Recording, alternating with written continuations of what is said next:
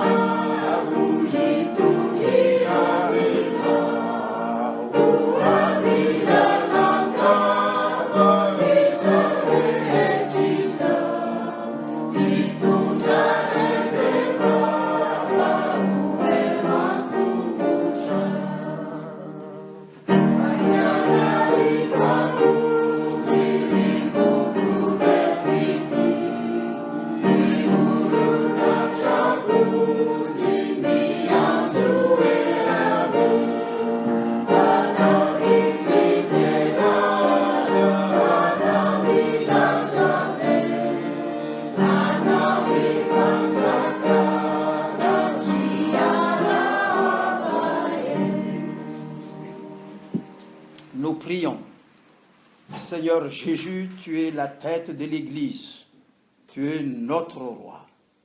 Viens, Seigneur, parmi nous. Dirige ton peuple dans la vérité, par la vérité, pour le royaume de vie éternelle.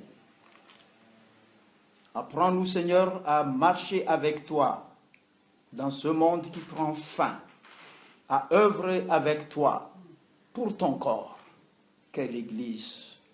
Tu n'as jamais abandonné ton peuple, Seigneur. Même il y a souffrance. Même il y a sommeil. Tu es capable de réveiller et de sauver les tiens. Seigneur, beaucoup sont dans la bergerie, mais il y en a encore qui sont en dehors de la bergerie. Ces brebis doivent t'entendre pour rejoindre ton troupeau afin que tu veilles sur ton troupeau. Seigneur notre Dieu, apprends-nous à t'écouter pour mieux te servir, et au nom de Jésus, nous le demandons. Amen. Dans Luc 12, Jésus dit, « Je suis venu jeter un feu sur la terre, et qu'ai-je à désirer qu'il soit déjà allumé?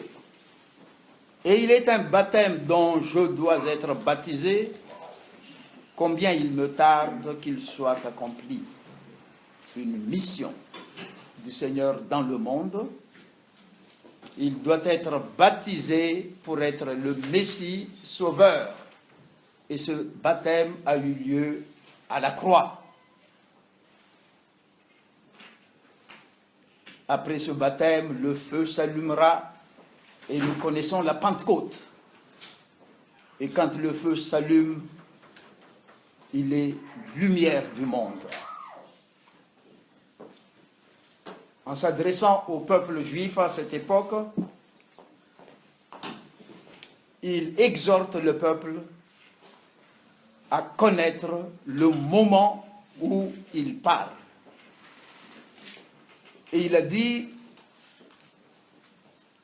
quand vous voyez un nuage se lever à l'Occident, vous dites aussitôt, la pluie vient, et il arrivera ainsi.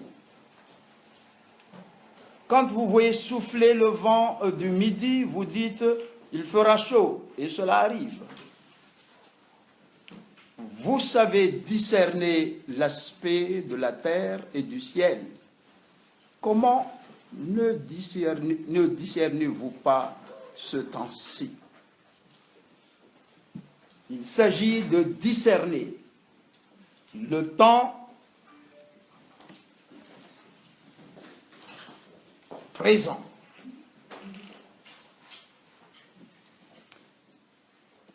J'aimerais lire quelques textes avant d'étudier ce que j'ai préparé. Nous lirons ensemble Matthieu 24. Vous ouvrez votre Bible. Matthieu 24. Après Matthieu 24, deuxième épître de Pierre, chapitre 2.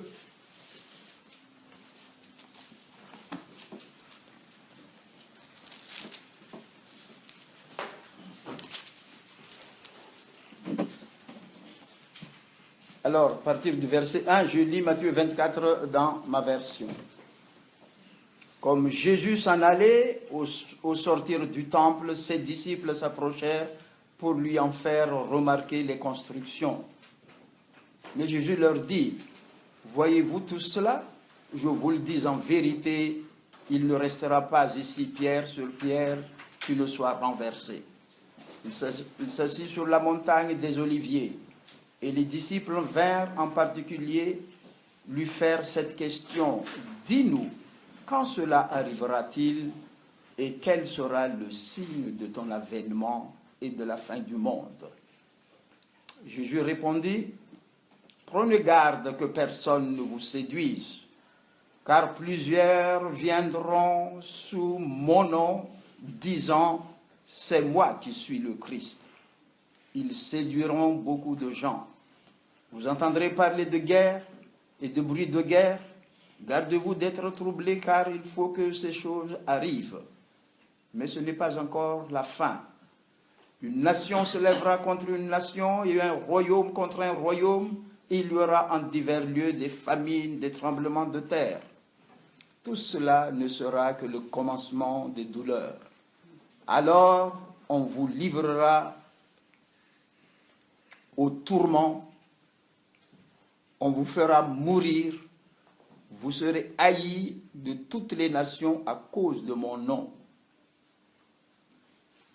Alors aussi plusieurs succomberont et ils se trahiront, se haïront les uns les autres. Plusieurs faux prophètes s'élèveront et ils séduiront beaucoup de gens.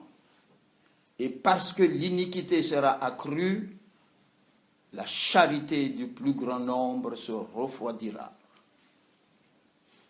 Mais celui qui persévérera jusqu'à la fin sera sauvé. Cette bonne nouvelle du royaume sera prêchée dans tout le monde entier pour servir de témoignage à toutes les nations. Alors viendra la fin. Je saute au verset 24. Il s'élèvera de faux Christ, de faux prophètes. Ils feront des prodiges et des miracles au point de séduire, s'il était possible, même les élus. Voici, je vous l'ai annoncé d'avance.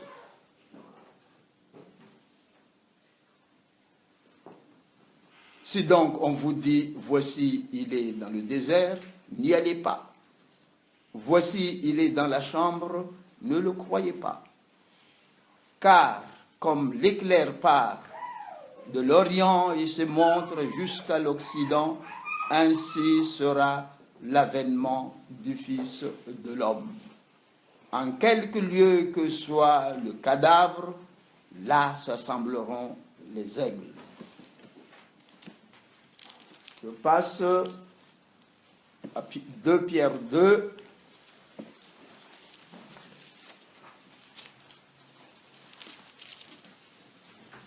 À partir du verset 1.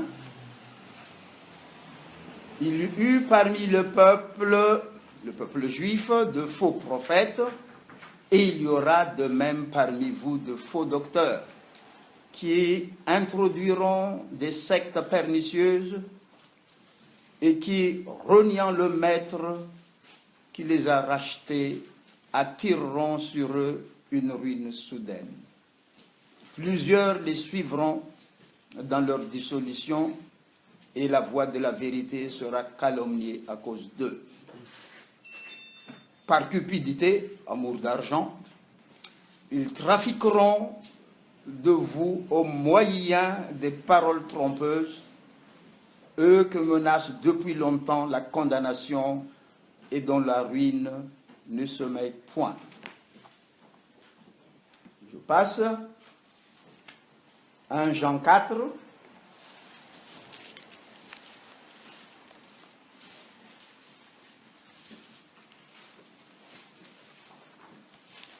À partir du verset 1, bien-aimés, n'ajoutez pas foi à tout esprit, mais éprouvez les esprits pour savoir s'ils sont de Dieu, car plusieurs faux prophètes sont venus dans le monde.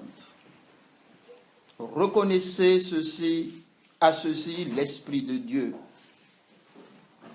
Tout esprit qui confesse Jésus-Christ venu en chair est de Dieu. Et tout esprit qui ne confesse pas Jésus n'est pas de Dieu. C'est celui de l'Antéchrist dont vous avez appris la venue et qui maintenant est déjà dans le monde. Des lectures. 2 Timothée 3.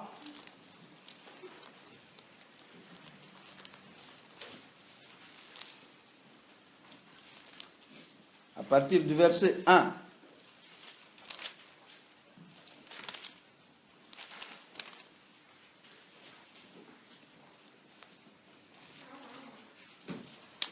« 2 Timothée 3, à partir du verset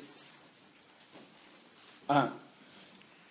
Sache que dans les derniers jours, il y aura des temps difficiles, car les hommes seront égoïstes, amis de l'argent, fanfarons, hautains, blasphémateurs, rebelles à leurs parents, ingrats, irreligieux, insensibles, déloyaux, calomniateurs, intempérants, cruels, ennemis de gens de bien, traîtres, emportés, enflés d'orgueil, aimant le plaisir plus que Dieu, ayant l'apparence de l'attachement à Dieu, qui est la piété, mais reniant ce qui en fait la force. Éloigne-toi de ces hommes-là.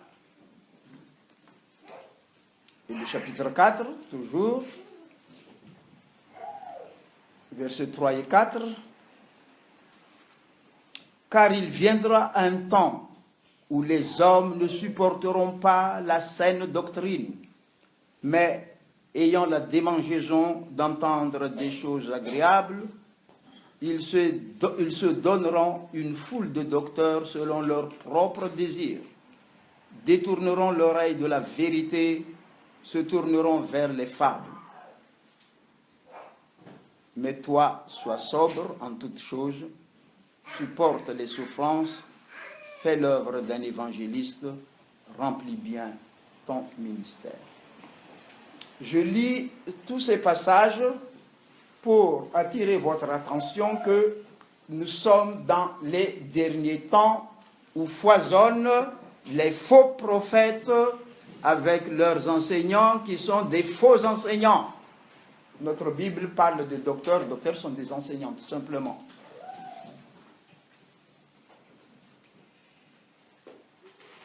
C'est le signe de dernier temps. Nous qui sommes responsables du département Réveil, nous sommes inquiets de voir combien de nos jeunes quittent notre communauté pour des enseignements bibliques centrés sur Jésus-Christ. Mais quel Jésus-Christ? Quel Christ? Où il y a des miracles. Quelles sont les origines de ce miracle? Nous avons du mal à leur donner conseil. Nous avons du mal à les ramener à l'Église. C'est notre problème. Vos problèmes surtout, ici. Dans le tiers-monde, chez nous à Madagascar, c'est la pauvreté qui pousse les gens à aller vers le lieu de miracle. Les soins médicaux coûtent cher. Il faut avoir de l'argent pour se faire soigner. Alors, chaque fois qu'on promet guérison, on y va. Et surtout, ce n'est pas guérison selon la tradition, aller vers les magiciens, c'est pas ça, vers un Christ, vers le Christ. Et on fait de rallyes de miracles. Ça, vous le savez. À tel endroit, rallye de miracles. Et il y a des miracles. Est-ce le Christ de la Bible que l'on prêche?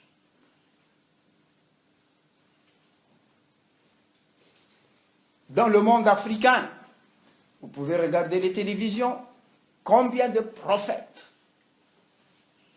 où les malades viennent, où les gens désireux d'être animés par le Saint-Esprit viennent, il suffit de les toucher et ils tombent par terre pleins du Saint-Esprit, entre les guillemets. Voilà le monde dans lequel nous vivons. Il y a le refroidissement de l'amour dans l'Église. Et là où il y a amour, là on accueille avec chaleur, les gens y vont.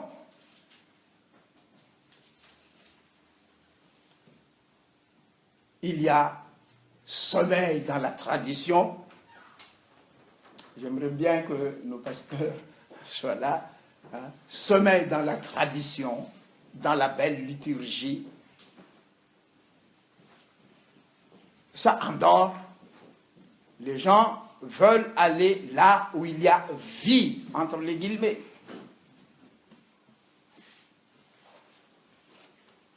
Comment allons-nous discerner le vrai Christ?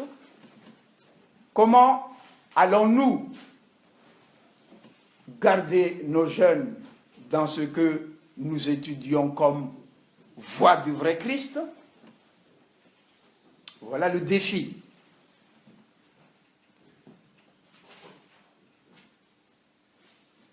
L'église malgache en France, on dit que c'est une église missionnaire. Une église missionnaire fait de l'évangélisation. Or,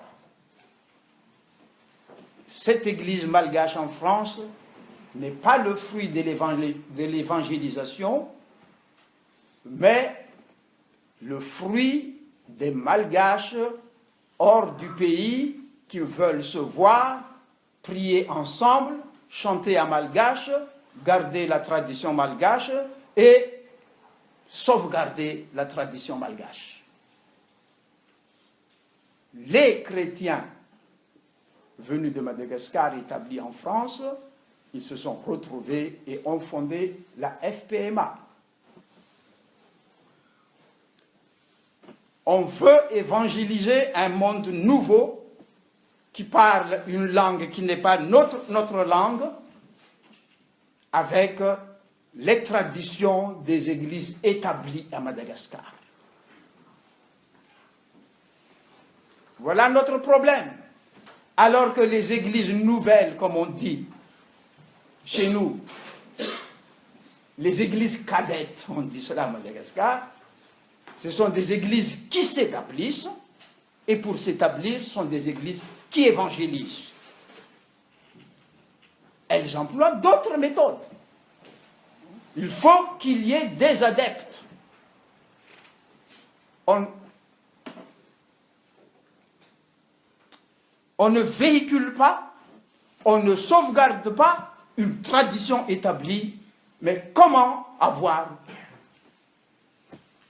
de nouvelles brebis dans notre manière de suivre Jésus-Christ.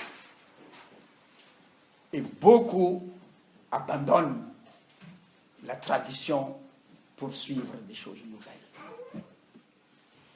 Voilà notre défi également.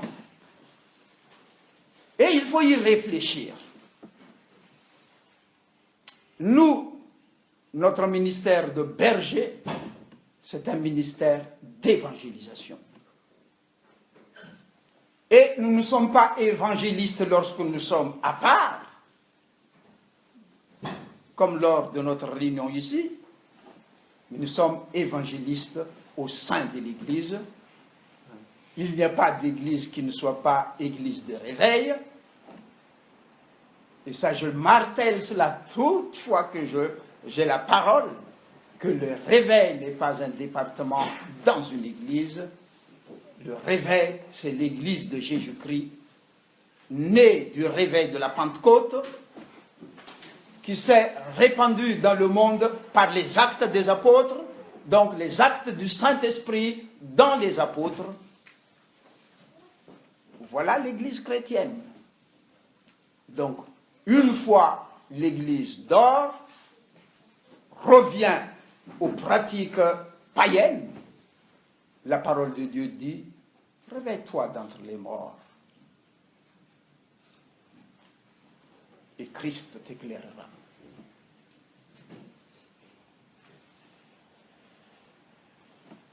Nous nous posons la question,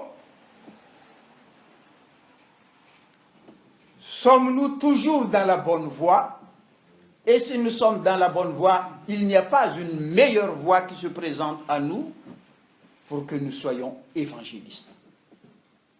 Pour que tout le corps, enfants, jeunes, adultes, soit évangéliste.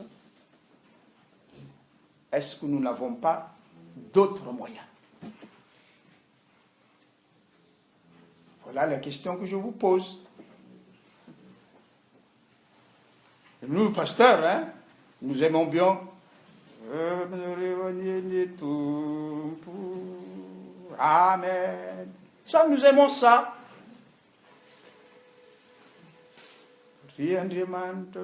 Surtout vous à Paris, pasteur Seth est là. Vous aimez ça. Mais dans les sectes, on ne fait pas ça. On annonce Jésus. On annonce des miracles. On demande à un tel de témoigner, de parler qu'est-ce que Jésus t'a fait. Et ça mobilise les gens. Nous dormons. Parce que nous maintenons une tradition établie. Des faux prophètes viennent avec des enseignants qui ont des enseignements percutants. Et nos jeunes nous quittent. Et ceux qui restent avec nous, c'est par respect des parents qu'ils sont avec nous. Ils sont tiraillés.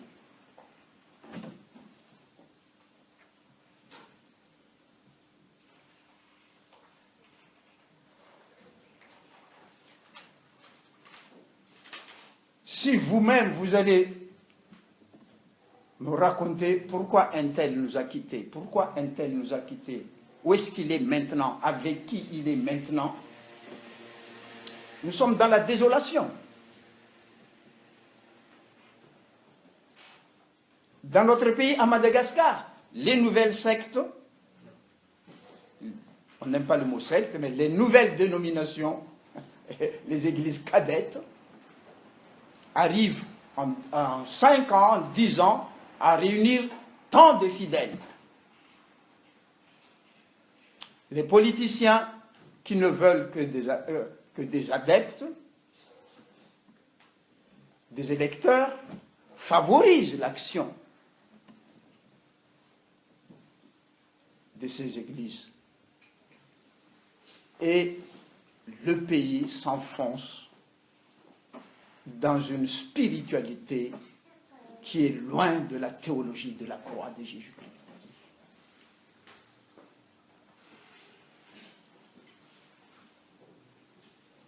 Voilà notre situation.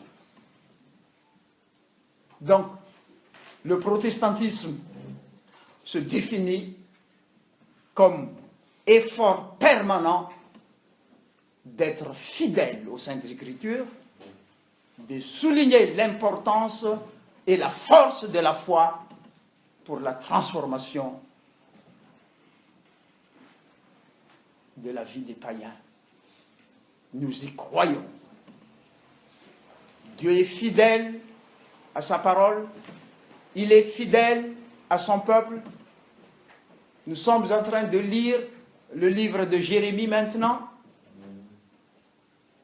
J'aimerais voir avec vous d'ailleurs quelques passages après.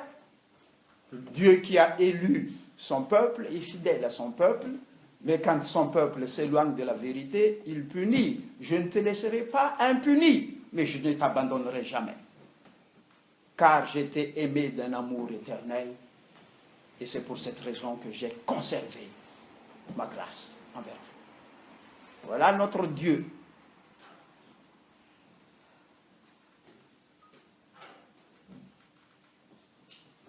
Alors, cette fois-ci, on ne va pas faire beaucoup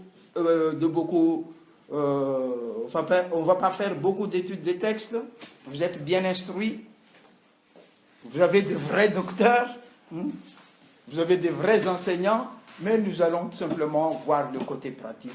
Comment est-ce que nous allons mettre en pratique telle chose? Comment est-ce que nous allons mettre en pratique telle chose? Voilà.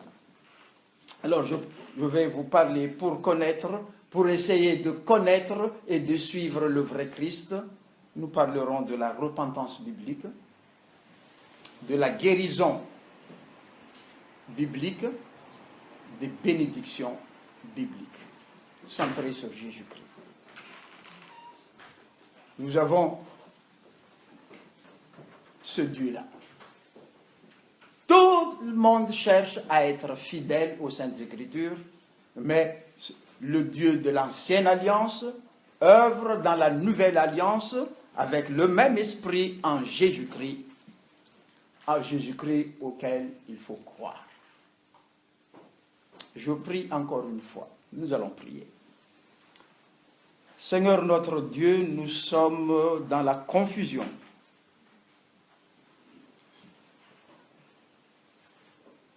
Nous sommes devant un monde qui recherche chaque jour la spiritualité. La raison ne parle plus. Aide-nous, Seigneur, à discerner à travers les Saintes Écritures la vraie voie de Dieu et donne-nous la force de suivre par Jésus-Christ. Amen. Alors, premier point, je dis la repentance.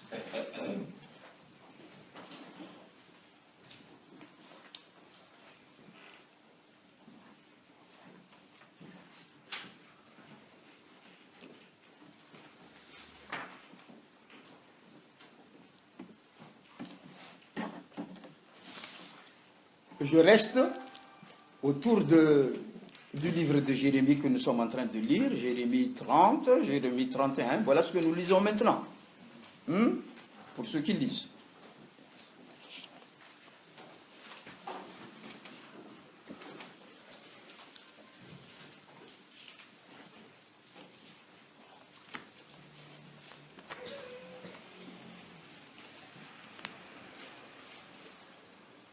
Quelques passages de Jérémie 30, d'abord.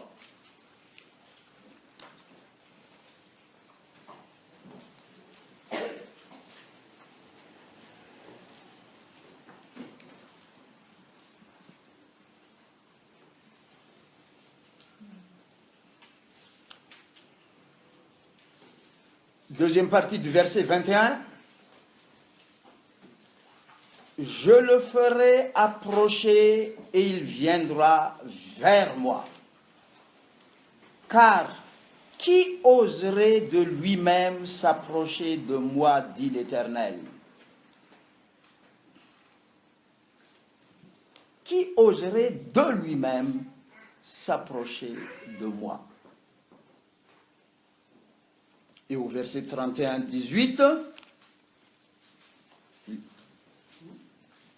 au chapitre 31, verset 18,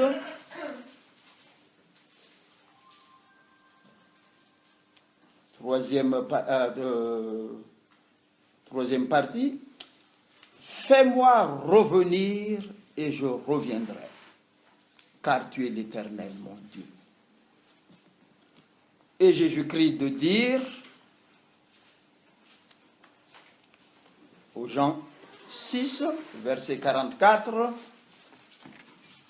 personne ne vient à moi si le Père ne l'attire. Que cela veut dire, chers frères et sœurs? Nous prêchons la repentance, vous repentez-vous, repentez-vous. Quels sont ceux qui vont se repentir? Quels sont ceux qui ne se repentiront jamais? Et l'ordre de Jésus-Christ est d'aller prêcher la bonne nouvelle à toute la création. Faites de toutes les nations des disciples. Marc précise bien que si vous prêchez la bonne nouvelle à toute la création, ceux qui auront cru seront sauvés. Mais il y a d'autres qui ne croiront jamais, ils seront condamnés. Est-ce que nous le savons? Cette parole s'adresse à qui? Cette parole s'adresse aux élus en Abraham. Grand problème dans la théologie, ce qui sépare un peu Calvin de Luther, cette histoire d'élection de Dieu. Dieu connaît son peuple. Il connaît son peuple, il l'a élu. Est-ce qu'il y a fatalité ou non? Nous laissons ce problème. Dieu fait revenir et on revient. Et personne ne peut revenir, ne peut chercher Dieu sans que Dieu ne l'attire. La race humaine perdue est incapable de s'approcher de Dieu. Des animaux domestiques égarés peuvent retourner quand même chez leur maître, sauf les brebis. Les brebis, quand elles se dirigent vers un endroit, elles ne reviendront jamais. Il faut le berger pour les faire revenir. Comment faire en sorte que Dieu fasse revenir les siens vers lui? Et quand ils reviennent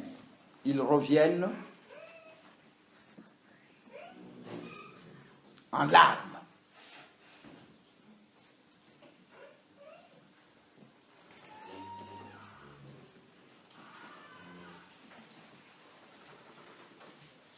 Verset 9 du chapitre 31, ils viennent en pleurant et je les conduis au milieu de leurs supplications. Je les mène vers des torrents d'eau par un chemin uni, où il ne chancelle pas. Un chemin uni qui va aplanir ce chemin.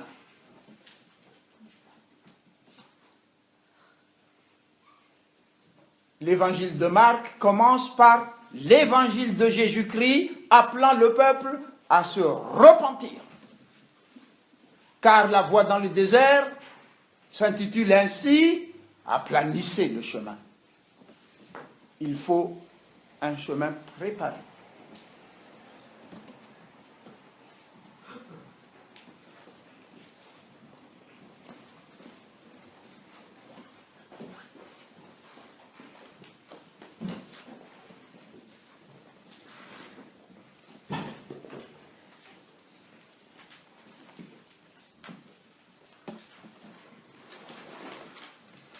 L'esprit de vérité, l'esprit de sainteté, l'Esprit Saint, quand il viendra, il convaincra le monde du péché.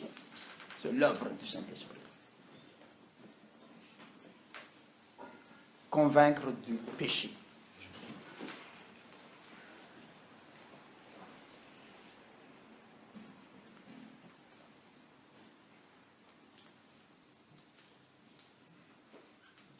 Cette partie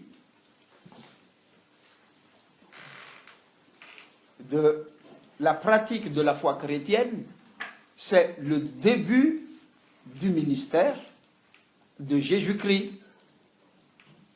Marc 1, verset 14, quand le bon moment arrive, nous savons par cœur ce passage où Jésus dit, après celui qui a aplani le chemin, lorsque Jean a été livré, Jésus alla dans la Galilée, prêchant l'évangile de Dieu, et il disait, le temps arrive à son accomplissement. Le royaume de Dieu est proche. Repentez-vous et croyez à la bonne nouvelle.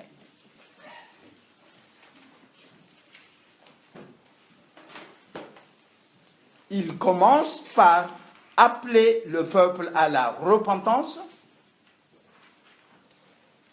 car le moment est venu. Vous ne savez pas discerner le temps actuel, vous discernez la terre et le ciel, mais le temps maintenant, est-ce que vous discernez? Jésus dit, le temps arrive à son accomplissement, c'est le temps de la repentance, c'est le temps de la foi à la bonne nouvelle. La foi à la bonne nouvelle n'est pas la foi aux guérisons, d'abord, mais la foi en Dieu qui n'aime pas et qui n'acceptera jamais la vie de péché régner. Et comme la race humaine est dirigée par la rébellion, il faut détruire l'esprit de rébellion par la foi de l'acte de Dieu en Jésus-Christ. Donc, il faut la foi maintenant, et c'est dans le Christ, c'est pas la peine d'abonder, c'est le Christ crucifié, mort. Voilà l'évangile, dit Paul aux Corinthiens, il est mort à cause de nos péchés, enseveli selon les Saintes Écritures et ressuscité. Voilà la bonne nouvelle. Croire à la bonne nouvelle, c'est croire à la croix. Croire à la croix, c'est croire au Dieu qui ne vivra jamais avec un peuple dominé et gouverné par le péché et donne le moyen pour détruire la nature rebelle à la loi de Dieu. Et l'Esprit Saint viendra après, donner la force. Jésus dit dire, vous aurez de la force, de la puissance, quand l'Esprit viendra sur vous. Quand l'Esprit viendra sur vous, repentez-vous.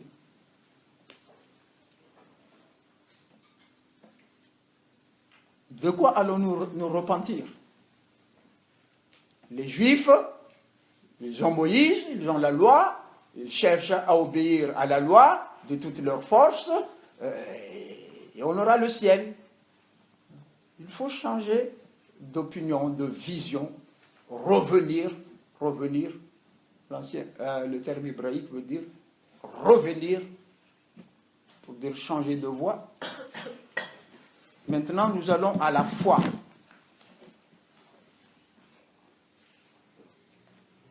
Quand on nous présente, nous vivons cela à Madagascar, quand on nous présente la puissance de la guérison pour attirer les gens vers Jésus-Christ, nous nous écartons du message biblique. Dans YouTube, nous avons lu l'histoire de Nin Olga. Nin Olga, qui a été appelée par Jésus-Christ, je t'établis comme je te donne le ministère de guérison. Tout de suite, Jésus se présente, je te donne le ministère de guérison. D'après son témoignage également, parce que c'était devant moi qu'il a témoigné, le pasteur André Antoine, Jésus s'est présenté à lui pour lui donner le ministère de guérison et d'interprétation des rêves. Voilà. Voilà le premier message. Je te donne le ministère de guérison et l'interprétation des rêves. Et la personne qui s'est présentée en vision, c'était Jésus, d'après lui. Quand nous lisons les évangiles, est-ce vraiment la descente de Jésus-Christ? Quand on dit guérir, oui, il y a guérir, mais guérir de quoi? Il s'appelle Jésus, car il sauvera son peuple de ses péchés. On ne prêche pas Dieu qui est le péché et qui veut nous sauver de l'emprise du péché, mais aux malades, on prêche la guérison. Vous nous suivez, chez nous il y a des miracles, Jésus guérit, comme dans la Bible, et les personnes cherchent la guérison, et quelquefois, il y a des guérisons, entre les guillemets. Est-ce Jésus de la Bible qui guérit de cette manière?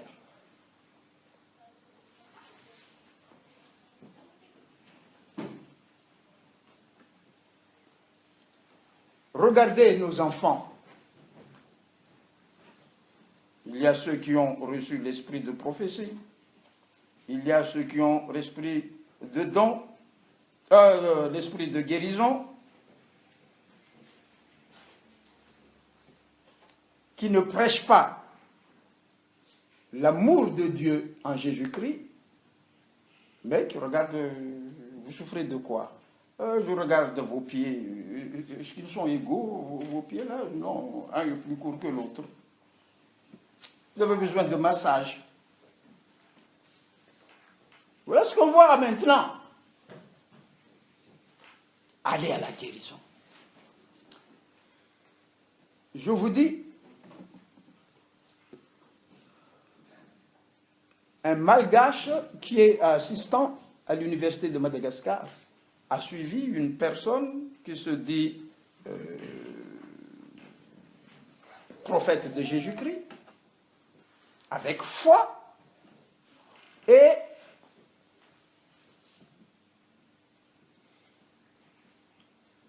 allant prêcher l'évangile. C'était en Thuy. Il y avait une fille malade, morte déjà, d'après le témoignage du garçon. Et le monsieur et moi, dit ce jeune homme, nous avons prié et la jeune fille a ouvert ses yeux. Comment, pasteur, voulez-vous que nous ne croyions pas avec un tel miracle? Je l'ai vue raide, morte, nous avons prié ensemble et la jeune fille a ouvert ses yeux. Et maintenant, elle est devenue la femme de monsieur.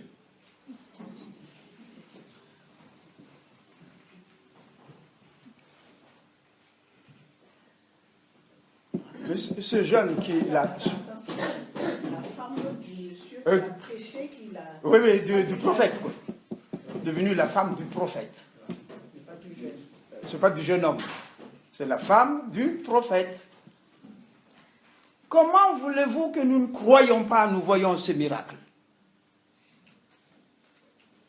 Nous croyons.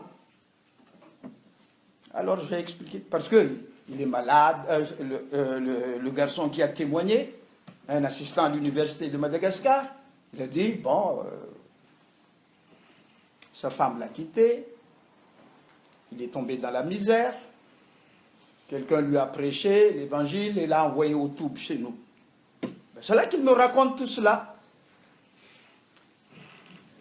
J'ai parlé de la croix de Jésus-Christ.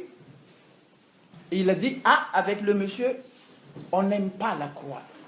Il ne faut jamais parler de la croix. Hein? Vous voyez où est-ce que vous trouvez la croix? Sur les tombeaux. Donc, la croix égale la mort. Ne parlez pas du tout de la croix. Voilà chez nous. Donc, ce que tu dis à propos de la croix de Jésus-Christ, ça m'étonne, on n'a jamais parlé de cela. Mais il y a miracle.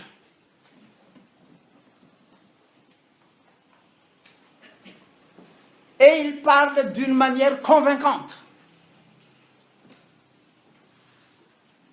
Le monsieur a été cause de troubles dans la ville de Majinga, et puis on l'a arrêté avec ses disciples.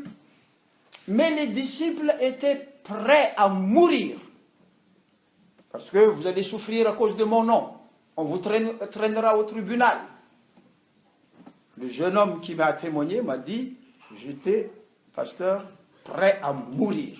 Quand nous sommes passés au tribunal, il y avait des gens de force qui étaient là, avec leurs armes, et je suis venu arracher leurs armes comme ça. Ils n'ont rien fait. On nous a amenés en prison. Je dis au revoir à tous les amis, on se reverra au ciel. Nous mourrons en tant que témoins. Voilà, les témoins sont des martyrs. J'étais dans la joie, dit le jeune homme. Voilà ce qui se passe dans notre vie, dans notre pays Madagascar. Des miracles et des miracles. Et ce prophète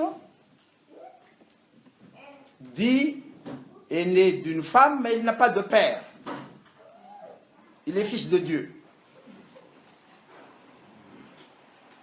Jésus est venu au monde dans Marie qui est une vierge.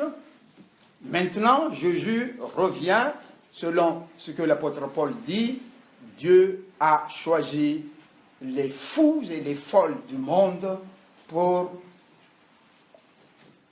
confondre les sages. Donc sa mère est une démoniaque folle qui a été enceinte par n'importe qui, qu'on ne sait pas. C'est sa mère, il a dit, ma mère est démoniaque. Je suis né de cette mère folle que Dieu a choisie. C'est le nouveau Jésus qui vient. Les gens croient à cela. Voilà dans notre pays. Miracle, on aime bien. Chez vous, on ne voit pas de miracle chez toi, pasteur. Ailleurs, il y en a, mais les gens vivent dans le péché. Les gens vivent dans le péché.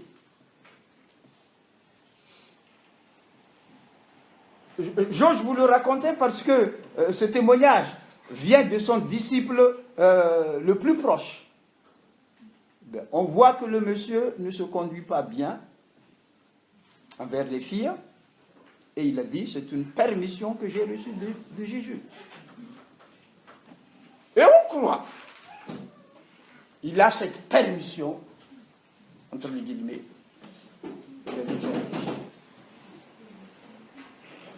Cet homme a été emprisonné, mais on l'a relâché, il est encore là-bas maintenant. C'est pour vous dire que le Christ biblique, et les Juifs ont du mal à connaître le Christ biblique, le Sauveur, hein, c'est celui qui est venu pour nous délivrer de l'emprise du péché. Sa mort mort sacrificielle pour la race humaine pécheresse. Sa résurrection, c'est une promesse de vie nouvelle avant la résurrection corporelle finale, une résurrection spirituelle. Par cette résurrection, nous recevons le Saint-Esprit pour vivre dans une nouveauté de vie. Nous savons par cœur, si quelqu'un est en Christ, vous pouvez continuer, il est une nouvelle créature. C'est le péché. Maintenant, on ne parle pas de péché, on n'appelle pas les gens à se repentir, on n'appelle pas les gens à ne croire qu'à la destruction du péché à la croix seulement, non pas par des efforts humains. On ne croit plus à cela. Et ensuite, vous suivez ce Christ qui guérit, comme ces gens disent, vous serez enrichis. Si vous êtes pauvre, c'est que vous n'avez pas connu le vrai Christ. Le vrai Christ donne de la richesse. La Bible en parle. Donc tous les pauvres ne sont pas chrétiens.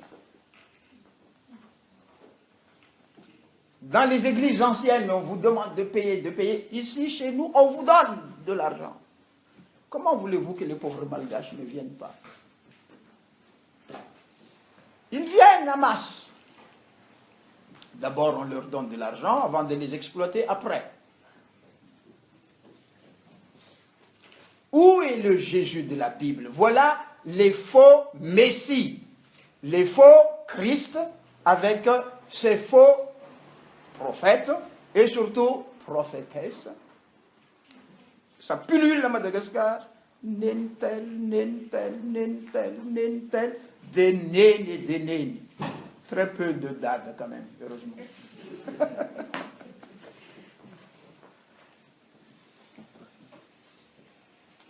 Et ces gens-là, pour être vrais prophètes, il faut venir soit en France, soit en Amérique, soit en Norvège. Ceux qui ne se sont pas encore expatriés ne sont pas de vrais prophètes.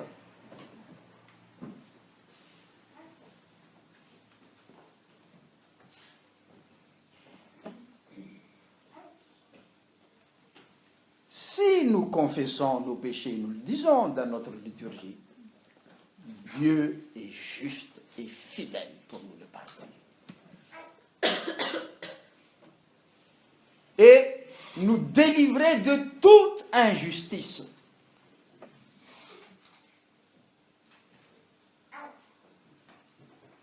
Voilà la déclaration de la Bible.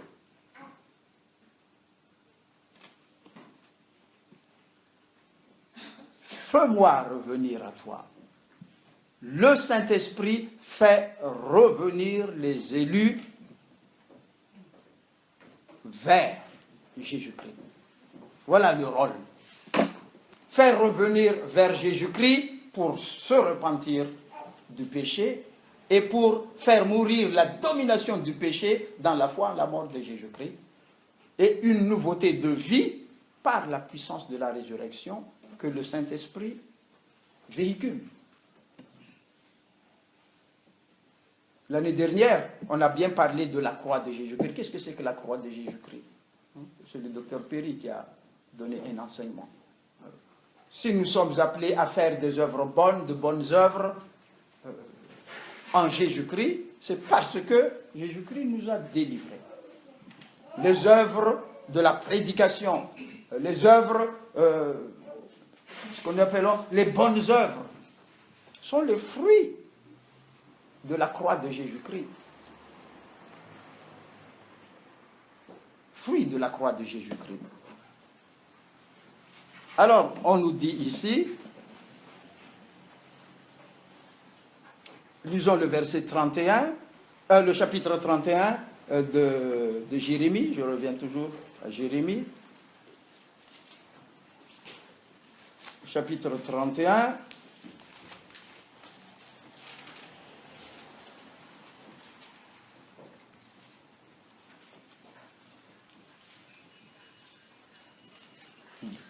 J'ai déjà lu le verset 18. « Fais-moi revenir et je reviendrai. Après m'être détourné, j'éprouverai du repentir. Et après avoir reconnu mes fautes,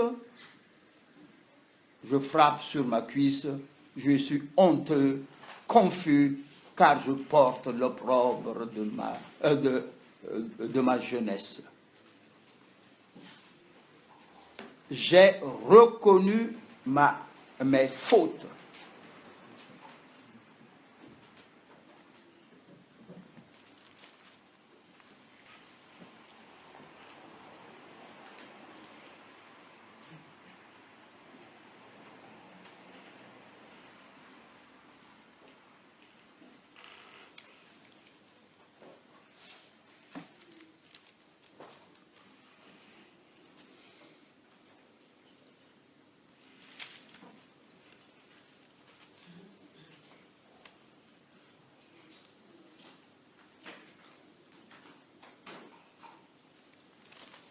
La souffrance dont nous sommes victimes, nous trouvons dans le chapitre 30, dans le chapitre 30,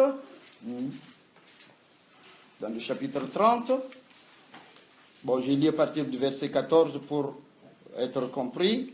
Tous ceux qui t'aiment t'oublient, bon, aucun ne prend souci de toi, car j'étais frappé comme frappe un ennemi, j'étais châtié avec violence à cause de la multitude de tes iniquités, du grand nombre de tes péchés.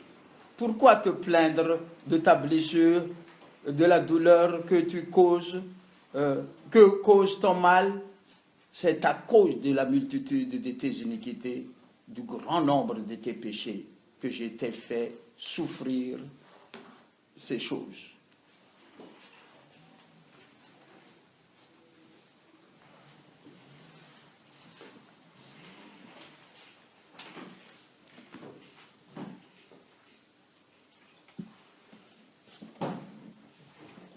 Alors, chez nous, quand on est malade, quelqu'un a jeté un sort. Je suis malheureux parce que mon mari me fait ceci. Ma femme me fait cela. Parce que les membres du fifouage font ceci. Et je suis dans la détresse. Voilà ce que nous savons. On ne s'occupe pas bien de moi. On ne prie pas suffisamment sur moi. Un tel ne m'aime pas. Je ne veux pas voir un tel parce qu'il m'a fait ceci. Et personne ne dit, c'est moi qui ai tort. Ça, nous ne savons pas, je vous le dis. Quand vous regardez toutes vos amis, vous avez du mal à travailler ensemble. C'est à cause de qui? À cause d'un tel, à cause d'un tel, à cause d'un tel. Jamais à cause de toi. Est-ce le Saint-Esprit qui parle ainsi? Non. Quand le Saint-Esprit vient, il me convaincra de mes fautes. Voilà son rôle. Un Français qui s'est lié avec une malgache, possédé la malgache, le monsieur a souffert pendant plus de 10 ans, maintenant il commence à connaître la délivrance, il dit, ah, vraiment, les fanafous de malgache sont ceci. Je dis, oui, mais toi, qu'est-ce que tu as fait? Tu es allé vers une femme prostituée. Donc, ce ne sont pas les femmes malgaches qui sont mauvaises, mais c'est toi. Il faut que tu reconnaisses ça. Ah oui. Ensuite, il parle, les fanafous de malgaches sont comme ceci.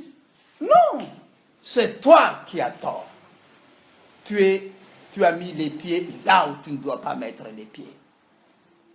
Et si tu reconnais cela, tu seras vraiment délivré et le Saint-Esprit œuvrera encore davantage avec toi. Comment reconnaître ses torts? Et voilà nos difficultés, chers frères et sœurs, nous qui prêchons. Et Jean-Baptiste était obligé de faire des précisions. Vous qui êtes militaire, vous avez à faire telle chose. Vous qui êtes percepteur d'impôts, vous devez faire telle chose. Les gens ne savent pas de quoi se repentir. Tu nous amènes à la repentance. Qu'est-ce que nous avons fait? Il y a la loi qui nous aide. La loi qui nous aide. C'est dans les Lévitiques, il y a des passages sur le Lévitique où on montre en détail les péchés des enfants, des Cananéens, que les enfants d'Israël ne doivent pas faire, car ça détruit la terre.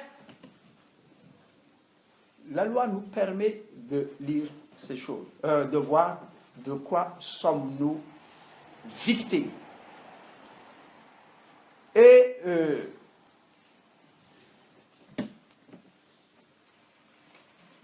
si nous n'avons pas fait ces torts, nous ne savons pas nos fautes, un enfant qui vient au monde, nous disons qu'il est innocent.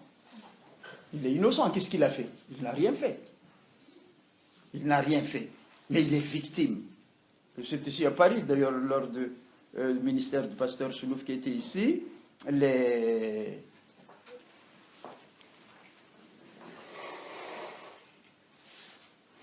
comment on appelle, ceux qui vont être consacrés pour être membres communion, là, comment on les appelle?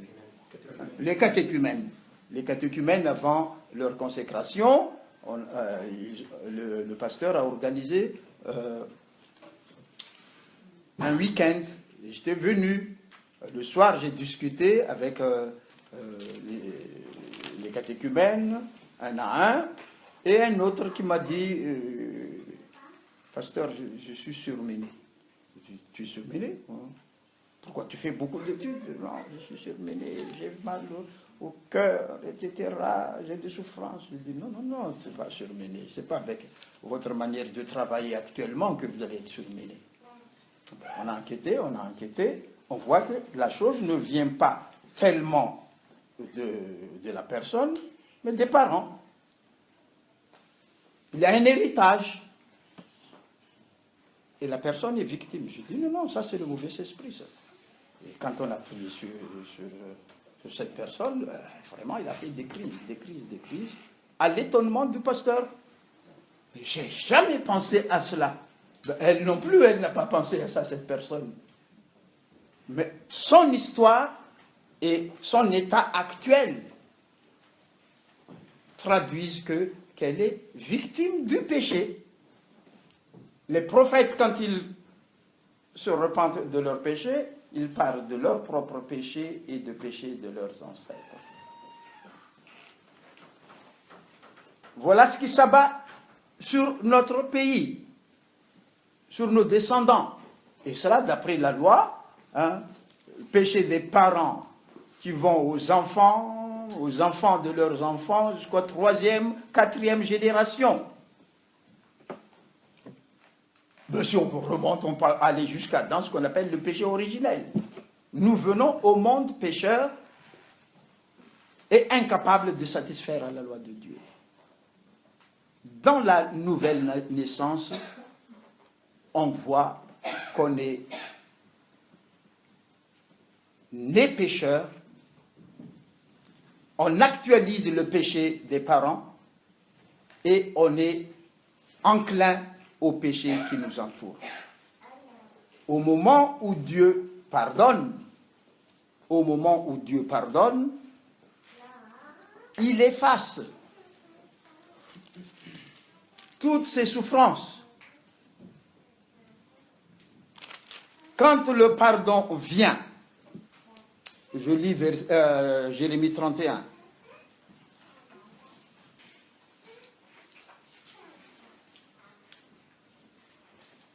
Voici, verset 27, Jérémie 31, verset 27.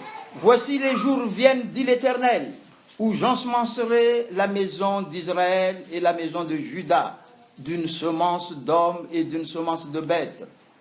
Et comme j'ai veillé sur eux pour arracher, abattre, détruire, ruiner, faire du mal, ainsi je veillerai sur eux pour bâtir et pour planter, dit l'Éternel.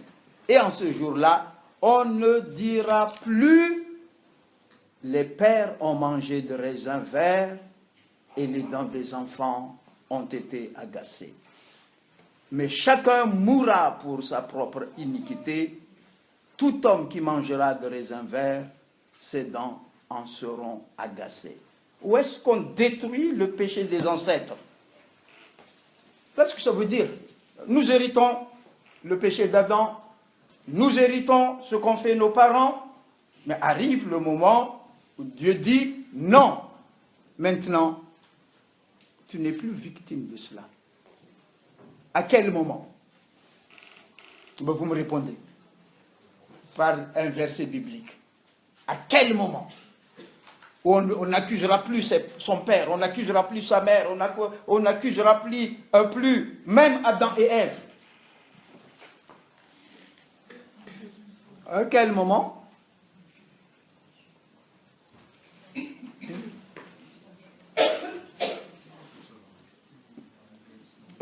Ne serait-ce qu'avec le 2 Corinthiens 5, 17, hein. Si quelqu'un est en Christ, les nouvelles créatures, les choses anciennes sont passées.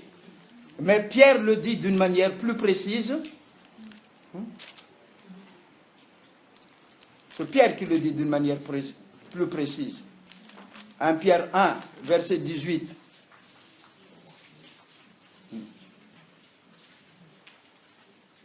Qui va lire 1 Pierre 1, verset 18.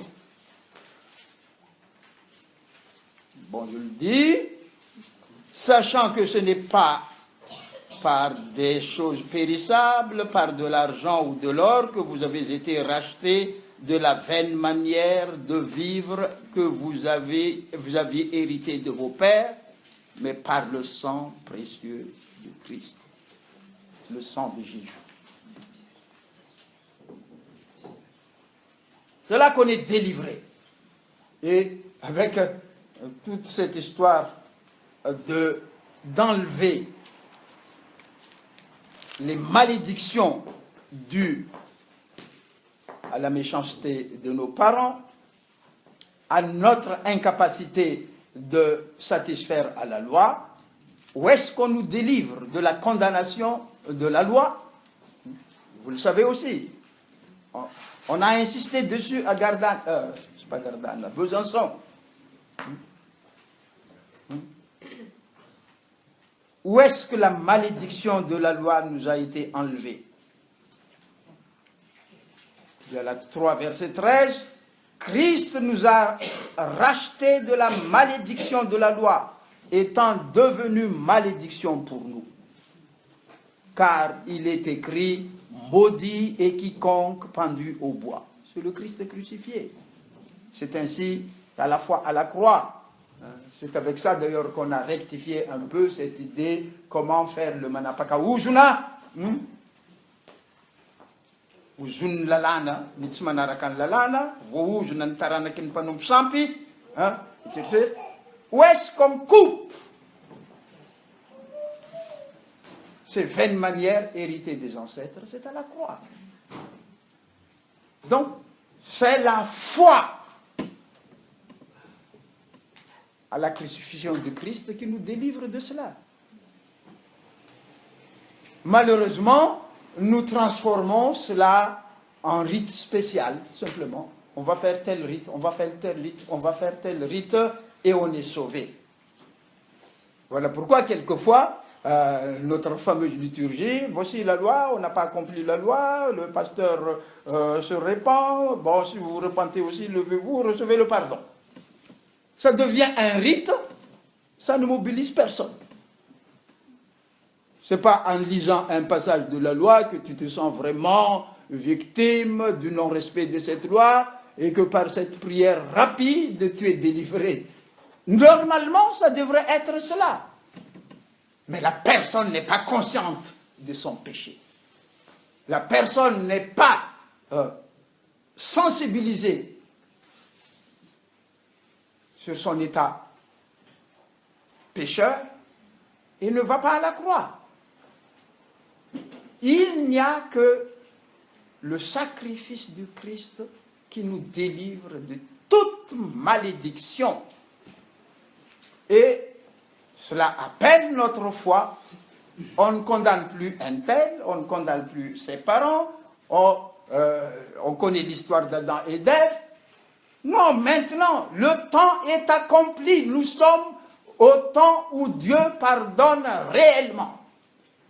C'est ça l'accomplissement. Tout ce que les sacrificateurs dans les Lévitiques ont fait annonce simplement le sacrifice de Jésus-Christ à la croix. Où est-ce que cela se réalise vraiment? À la croix de Jésus-Christ. L'Épître aux Hébreux, chapitre 2, versets 14 et suivants, montre bien que c'est là même qu'il a anéanti le pouvoir de celui qui nous donne la mort, le diable. Il a désarmé. L'Épître de Paul aux Colossiens le dit également. Même les lois qui nous condamnent, Jésus-Christ a enlevé tout cela à la croix. Donc, il faut sensibiliser la personne à cette œuvre du Christ efficace pour qu'on devienne une nouvelle création. Et pour que cette foi entre, il faut du temps. Il faut répéter. Il faut chasser les esprits impurs qui bloquent. Voilà pourquoi nous ne chassons pas seulement les esprits mauvais aux malades, mais à tout le monde. On ne sait pas ce que le diable sème dans la tête de ceux qui nous écoutent. Le diable met de l'écran, bouche les oreilles des gens pour ne penser qu'à ce qu'ils ont dans la tête. Mais le message ne passe pas.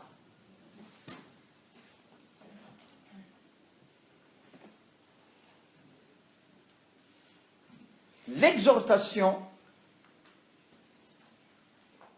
adressée aux gens pour qu'ils se reconnaissent pécheurs, la foi en Jésus-Christ qui nous délivre de l'emprise et de la domination, de l'esclavage, du péché, même si nous pouvons pécher, mais si quelqu'un a péché, il a un avocat, qu'il court vers l'avocat. Le ministère de délivrance. Ça sont des choses qu'on ne peut pas séparer. On ne peut pas séparer. La grande œuvre de l'ennemi consiste à ne pas faire écouter ce que Dieu dit, à ne pas mettre confiance à ce que Dieu dit. D'une manière ou d'une autre, nous sommes détournés de la vérité. On va vers ce que nous aimons. Nous sommes malades, nous aimerons être guéris. Nous sommes pauvres, nous voulons être riches. Nous aimerons que l'être que nous aimons nous aime aussi. Etc., etc.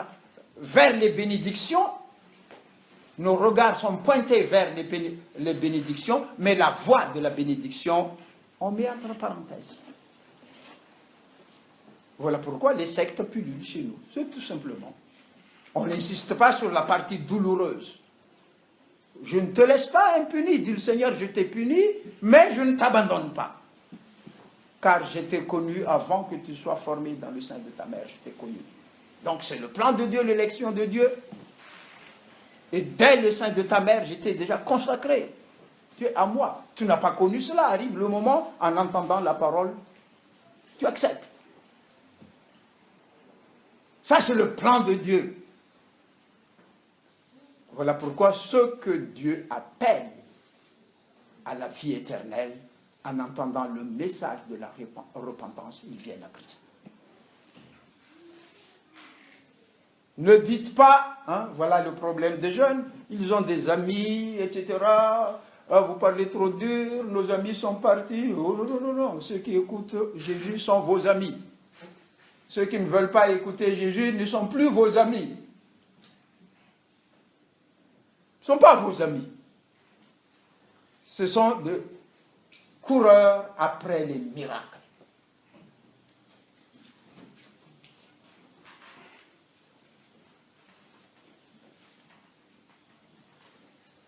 Il n'y a pas de guérison sans repentance. Reconnais, Israël, ta faute.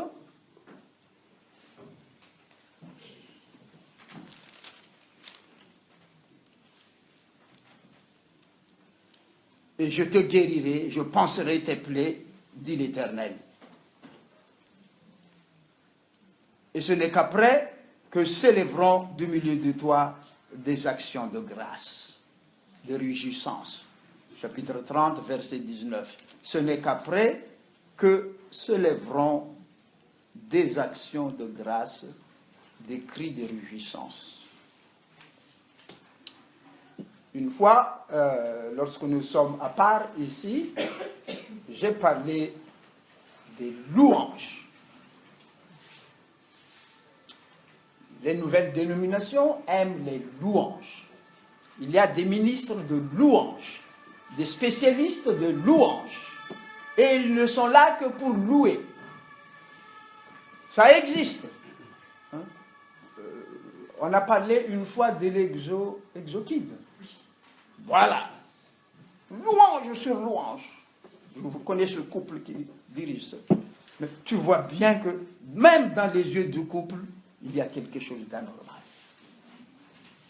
D'où viennent les louanges?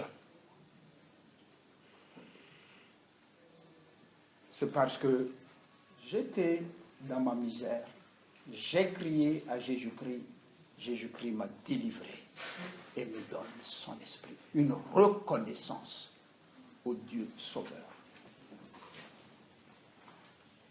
Prêcher l'évangile par les louanges? Non. On ne prêche pas l'évangile par les louanges, mais on célèbre la délivrance du Christ par des louanges. Mon âme loue l'Éternel, n'oublie aucun de ses bienfaits, celui qui pardonne tes iniquités, qui guérit toutes tes maladies. Psaume 103. Là également, ça attire nos jeunes, les ministères de louange. Et comment ils vivent? Au début, ça marche bien, mais parmi les animés de louange, des tissus de péché les lient et ils s'écartent de la sainteté. On va d'église en église et de pays en pays pour enseigner les louanges.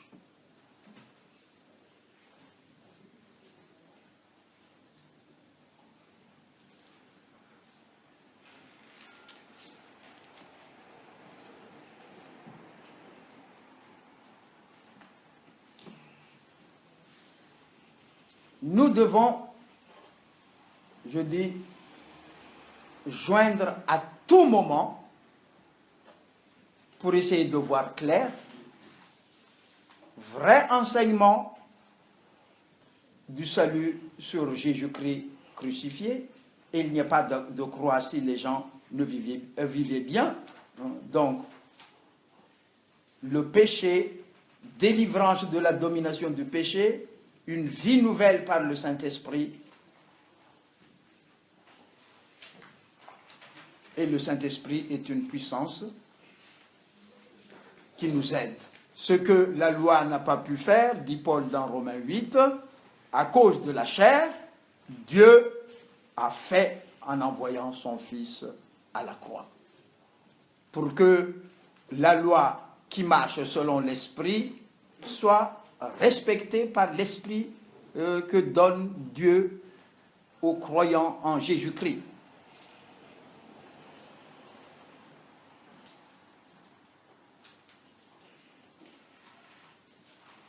Je vous invite donc vraiment à écouter les docteurs, les enseignants, les prédicateurs, les prophètes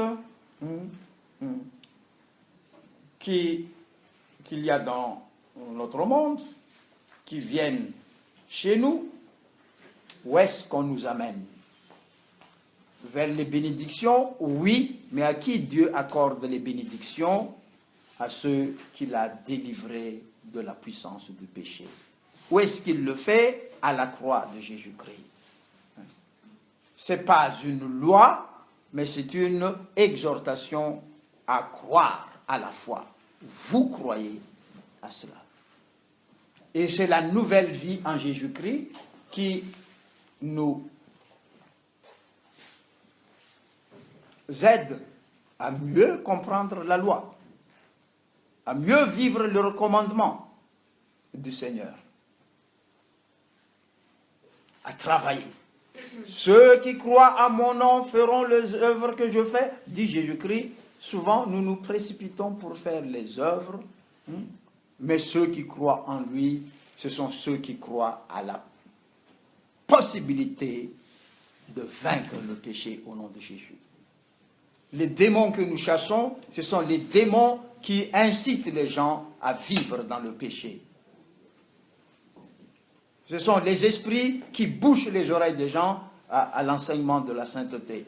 Car beaucoup auront de la démangeaison en écoutant la saine doctrine, mais ils iront vers des promesses qui attirent la chair. Signe des derniers temps.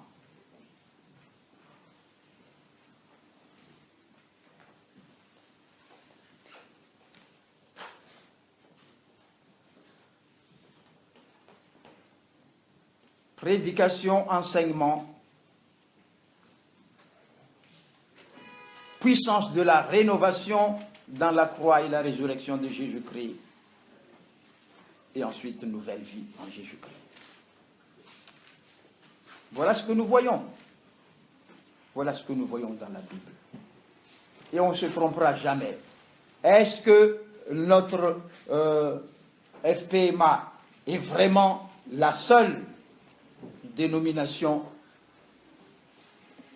qui soit dans la vérité? Je ne dis pas non. Mais nous cherchons la vérité et nous cherchons à vivre la vérité. C'est une œuvre de chaque jour. S'examiner chaque jour devant la parole et voir comment est-ce que nous sommes incapables de vivre cette nouveauté. Comment est-ce que nous ne pouvons pas vivre l'esprit de Jésus-Christ dans nos relations, l'esprit de Jésus-Christ dans nos activités? Il faut toujours se remettre en question. On n'est pas arrivé, on n'est pas dans la meilleure des voies possibles, mais nous cherchons par la lecture, par la prière, ce qui est conforme à la volonté de Dieu. Ne vous conformez pas au siècle présent, dit l'apôtre, mais soyez transformés par le renouvellement de l'esprit. Nous avons besoin de ce renouvellement quotidien.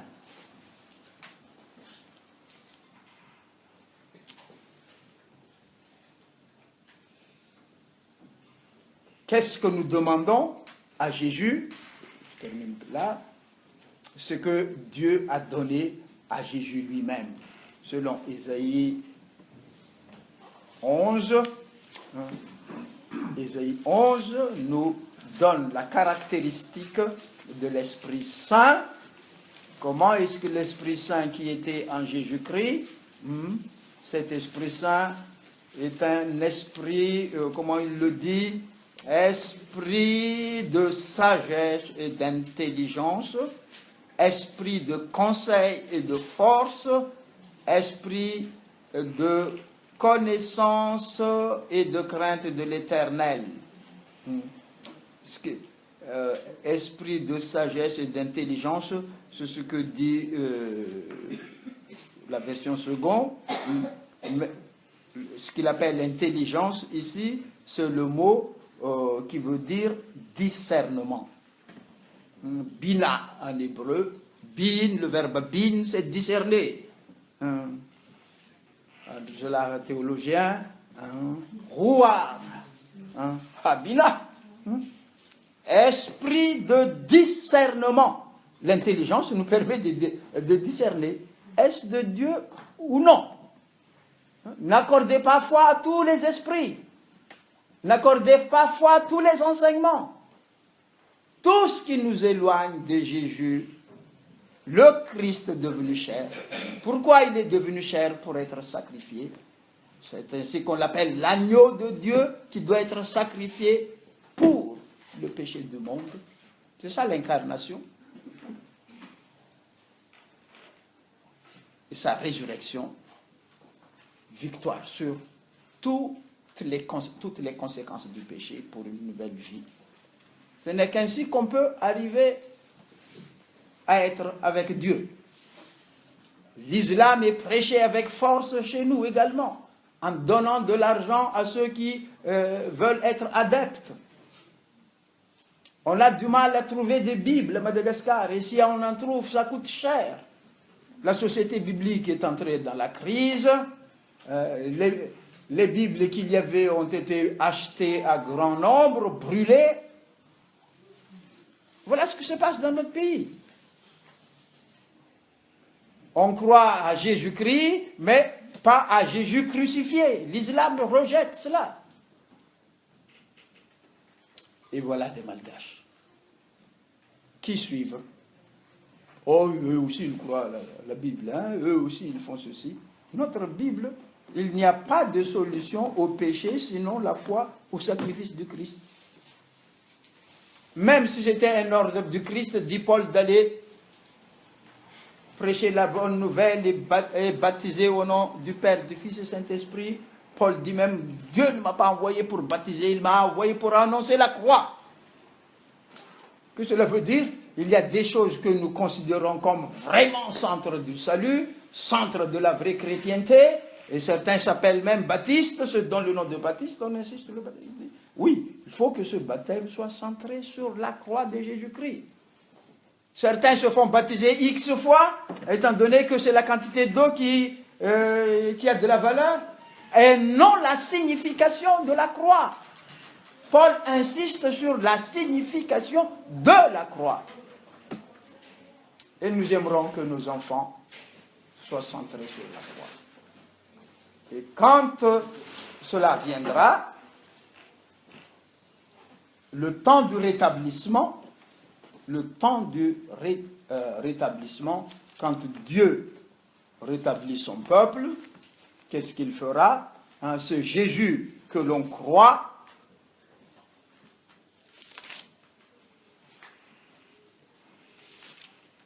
individuellement, il est aussi le Jésus de la famille. Jérémie 31, verset 1, je lis, « En ce temps-là, dit l'Éternel, lorsqu'il fera retourner Israël, je serai le Dieu de toutes les familles d'Israël, et ils seront mon peuple. » Il y a également cette théologie où le salut est individuel, c'est vrai. C'est au moment où moi je confesse Jésus-Christ, mon Seigneur et mon Sauveur, c'est là que je suis sauvé. C'est pas faux. Mais l'histoire biblique parle du choix de Dieu.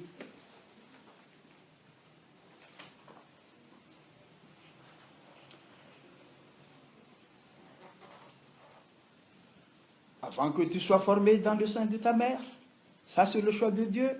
Avant que tu sois né, c'est le choix de Dieu.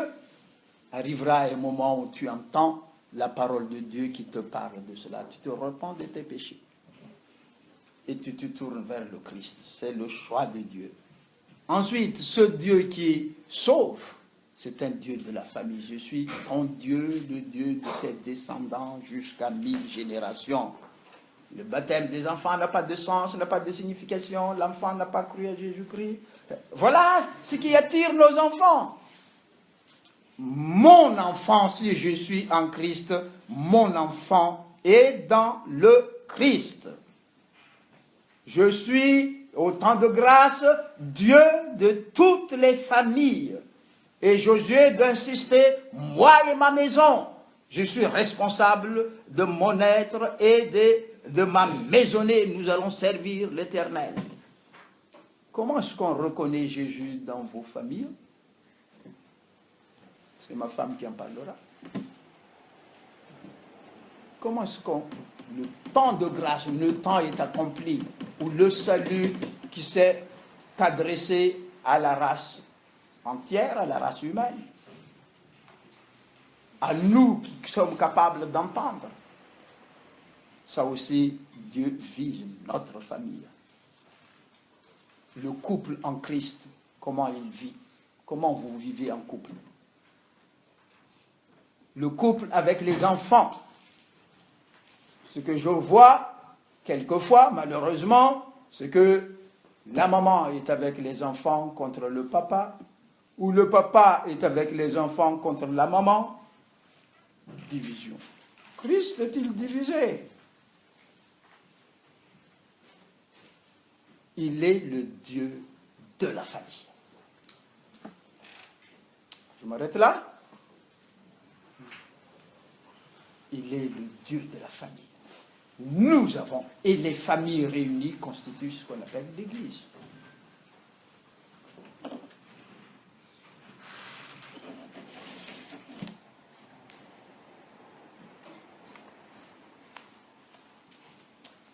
Vous l'avez dit qu'il y a 317 ou rien phase de 25 minutes, j'ai tout le soranat.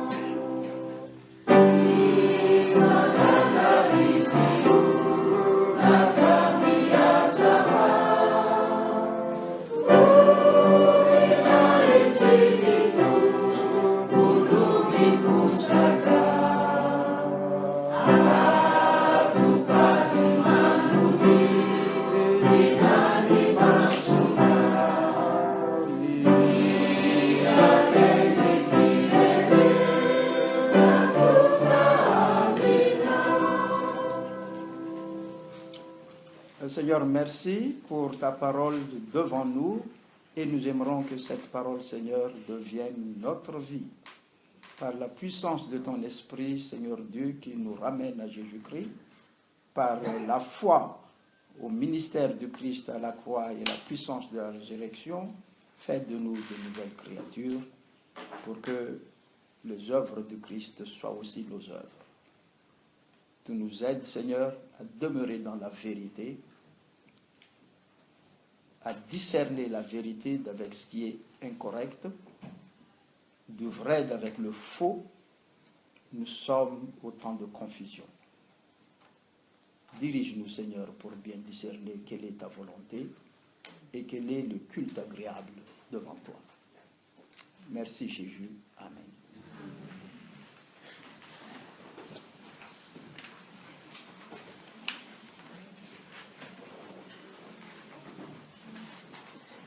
Yento, anarun fitenenana.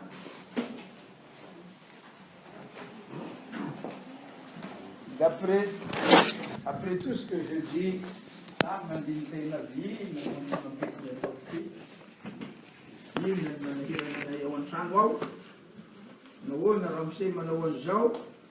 nahoana raha matomanao zao, inona ny tsy vita. Zay a, rehefa hitanao ny tsy vitanao, tokony hataonao aton'i Jesosy. Anafakanao izy dia ataony tena koa ianao anamara.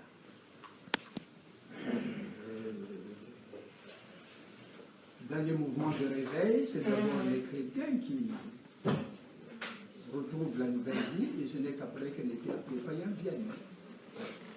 Ça peut commencer par les païens, mais surtout les chrétiens endormis sont réveillés pour retrouver une vie nouvelle, dynamique. Nella de Gescarani, awana motif qu'on était à Tawana, à Topifoal, il ne dit qu'un geste.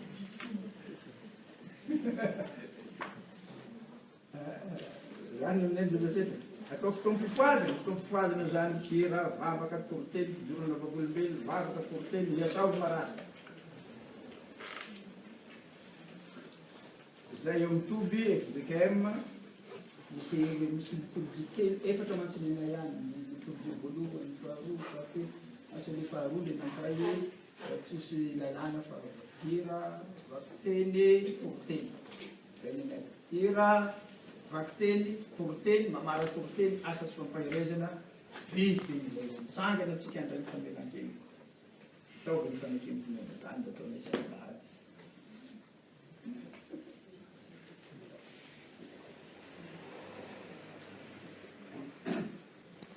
Oui, monsieur le docteur. Voilà.